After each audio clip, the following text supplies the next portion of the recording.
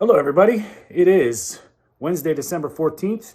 It's that time of year, and we all know we got to get prepared. I myself, am not even close, like probably a lot of people out there. And I wanted to share today some holiday gift ideas for the new carnivore or the seasoned veteran. These are all things that I use and that have become valuable tools in my carnivore arsenal. So we're gonna go through some gift ideas, from stocking stuffers to maybe some appliances that will help you or help any carnivore, or help anybody along their way. It is Anthony Stewart, it is Food for Thought, and we're here. Happy holidays, everybody. I wanna thank all the new subscribers for joining us. We're questioning everything they ever said, but this is for you. It's maybe some ideas or last minute things can help you. We'll cut right to the heart of the matter, pun intended. As a former chef and somebody who's worked in a kitchen store selling, high-end cookware, pans, knives, and a lot of gadgets, I'm very comfortable with tools and what we need. So we're going to start with the knife. If you are an aspiring butcher, or you're getting into the carnivore lifestyle, it will happen. You're gonna have to cut your own steaks. Obviously, you get a whatever it is, a roast or a side of beef, and you're gonna have to butcher your own steaks. A very good quality chef knife is essential. This is a chef knife. It is a utility knife. It can chop, it can cut. A good high-end Japanese or Eastern European knife. The prices range from, you can spend whatever you want, but I would suggest to all the people that are starting to collect their knives to get good quality knives. The blade is important. Keep it sharp. Japanese blades, I think they're angled differently. So you've got East European angle and Japanese angle. It's kind of choose your own adventure kind of thing. Whatever you want to sort of go with. I like to use both. I'm not there at the difference, but I do have some my Japanese global knife, and then my Lamson chefing knives. This one is a little bit more cleaver-ish. It's got some heaviness. It's got some weight. It can cut through bones, mash bones. So for poultry and that's what that would be for. Steak knives. Obviously, we need them. I like the straight blade, not serrated blade steak knives. It tends to cut through the meat very nicely. I keep it sharp. This is a Shun. It's a Japanese steak knife. Very good. I love it. Now, if you're going to be into the knives and somebody's got all the knives they need, a knife sharpener is great. You can either get a whetstone. There's a lot of high-end electric sharpeners. This one I find is very great. It's a chef's choice. I picked it up on Amazon for $80. It might be a little late for Amazon now. I don't know how it is in your area about them delivering, but it's got a honing stone, a European angle and a Japanese angle, and it works really well. It sharpens knives really well. Just really goes at it. Every kitchen person, every chef, let alone every carnivore, needs kitchen shears. They're great for cutting twine, great for cutting through little poultry bones, and if you have fish, there's very useful. Kitchen shears are a great tool. All right, now with knives, what do? You can't cut them on the table, can you? So you need a good cutting board. So every person that butchers any kind of meat or cheese or cuts anything really, needs cutting boards. I've got these great ones from Epicurean. This is kind of a cheesy board. I've got these presentation cutting boards with rubber stoppers so they don't slip. They're wood. I don't like the black. I don't like to chop things too much on them. The black kind of frays. They're not essential, but they are useful, and I use them to do obviously on my short videos. You can see what I eat in a day. I present it on the board. It kind of lets me see what I'm going to be eating. This is my eating cutting board where I could cook a roast or a steak and I can slice it. It's got some juice ditches so the juice doesn't get all over the place. I like it. It's very good, hard wood. You can treat it with mineral oil, wash it with hot water, stay out of the dishwasher. You don't want to put wood in the dishwasher. Bad. I don't have a dishwasher. These are my dishwashing hands, and If you take care of the wood chopping boards, they'll last a long time. Treat them. I treat mine with coconut oil. You can get some mineral oils, some good oils to sort of treat them, as well as a good wood solid chopping board. I've got a few of these. This guy is bamboo.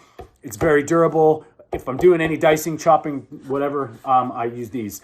They're great things to have in the kitchen, and everybody could use. Now we're going to get into some pans. Every person who is a beef connoisseur or a carnivore needs a cast iron pan. My apartment, my condo does not allow barbecuing, which really sucks, but I do have a few cast iron pans. They're very affordable. They come in all shapes and sizes, and if you take care of them, they'll last forever. Most of them come pre-seasoned, which means they're tempered for high heat. I season mine every year. You put it in a 400-degree oven with some oil. I use coconut oil, or maybe some beef tallow, something that's a higher smoke point. I'm sure you could get away with vegetable oil, but I don't have any of that in my house. So I use coconut oil. It tends to be a little bit nice flavor, and it's more for the pan. It's not for the man. And then if you got a little pan, you got a big one. So this is my 12-inch cast iron pan. This guy is durable. It can go on any grill, any element. It can go on an open fire. That's what I got it for. So if I go out to camping or nature, I can throw it right on the fire. It does not do any damage, and it's what it's built for. So I've got a few, and then I've got this very expensive. This is a high-end grill, cast iron grill. It's by Le Creuset. I think it's an overkill. The Le Creuset line, you can find them online. They're very expensive from France.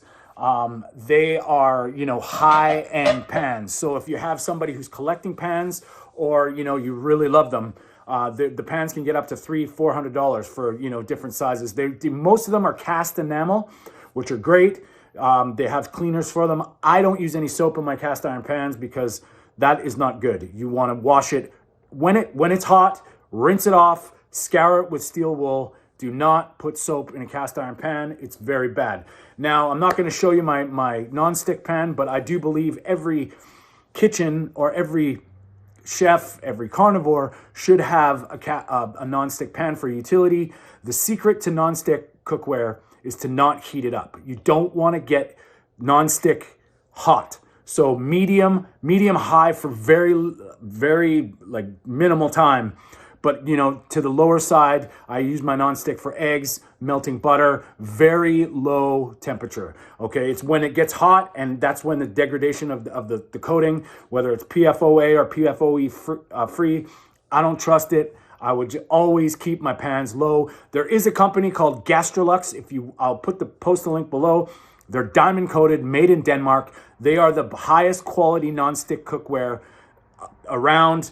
I would suggest, if you're going to invest in one, they are an investment. They are very expensive, but they will last forever if you take care of them. They're meant to be shocked. So you can shock them like a cast iron pan, cold water, hot. It doesn't matter. Anyway, Gastrolux, I'll post the website below.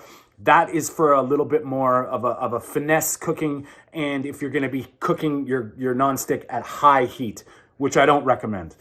Now, we'll get into some gadgets. If you got a nonstick pan, you want to get some silicone utensils. So all these utensils can be put in a stocking. Great ideas. Whisks, stainless steel, I like to use. Every griller, carnivore, meat guy, meat person, meat woman needs a good pair of steel tongs. Get a good quality pair of steel tongs. They're valuable because this is the mechanism here. If you get cheap ones, they snap, they break, the spring pops out, and it's not fun. So get good quality tongs. I would suggest a zester or cheese grater. Microplane is the ones I use. They're very great. They're sharp. They work. They last forever. I've had this for about 5 years. It's amazing. They come in all different graters. I like to grate my cheese manually, so it's a good little, if you wanted to get a gadget to include in a carnivore's arsenal, microplane, the way to go. I'll post the link below. Couple more things. Every griller, every person who handles hot cast iron pans needs oven mitts. This is a gimmicky one. This one, I'll let you read it. Anyway, good oven mitt, good pair of oven mitts. There's some silicone ones out there that are pretty good. You might want to get some silicone pan holders for your cast iron pan for the people that forget that they're hot as hell and they touch them. Also, everybody loves a good apron. Everybody needs a good apron. Barbecuers, grillers, they all, will use an apron. And, you can get sort of fun ones, gimmicky ones, anywhere. I like the traditional stuff. A chef jacket might be another idea. And now we'll get into some appliances. This is my immersion circulator, my sous vide. It's great. It was cheap. It's by Instant Pot. And I got into sous vide cooking relatively, about probably around a year now. And it's great for putting cheaper cuts of meat that are tough. You can put them in for 24 hours at a temperature you like. And, it's amazing. I will do a video on how to make a chuck steak almost as tender, pretty much as bang on like a prime rib. It's quite fascinating. So all the people that can't afford ribeyes, that might be a video for you in the future. Next, we have an air fryer. I was blown away when I saw, I can't remember who it was, but somebody cooked a steak from frozen in an air fryer, and it turned out beautiful. I was against it. I didn't think it would be worth it. And then, I've been a firm believer in pressure cooking, bone broth. I like the idea that there's no mess. You don't have to simmer it for hours or for days. So I got an air fryer, pressure cooker, slow cooker, like 7-in-1 thing. I roast in it. Because I do live in a condo, because I can't grill, because I can't get any open flame out on my patio, the air fryer, and because when I cook a steak on a cast iron, I sear it fast, it gets smoky. If I do more than 1 or 2 steaks, there's smoke. It gets smoky. So the air fryer to me has saved me the mess. It's, whether you think it's good or not, it's like in modern society, fantastic. There's a lot of videos out there that explain how to cook with air fryers, steaks. I do it almost every day. It's easy, it's quick. I can get a steak in 10 minutes. If it's frosted, I can get a steak done in less than 20 minutes. If it's from frozen, cooked perfectly, I would suggest one. It's very valuable and they come in all sorts of prices. So I hope this helps. If you have any ideas that I have overlooked or, obviously any other ideas, please comment below. I'd love to hear your thoughts on some gift ideas. And, I'm going to need some because I got some friends that are carnivores now that all are, that are tough to buy for, and it helps. So thanks for everybody for subscribing. Stay strong.